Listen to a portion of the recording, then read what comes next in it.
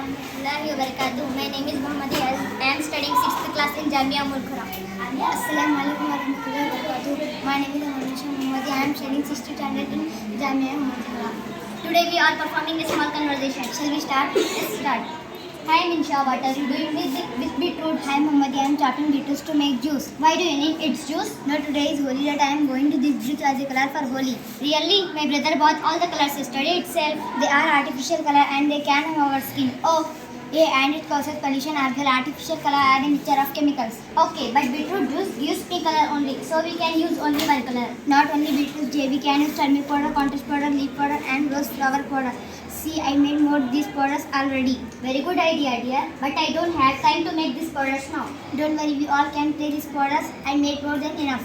You did a very good job, Amisha. Thanks, let me grind it to pieces. Okay. Assalamu alaikum warahmatullahi wabarakatuh. Wa alaikum assalam warahmatullahi wabarakatuh.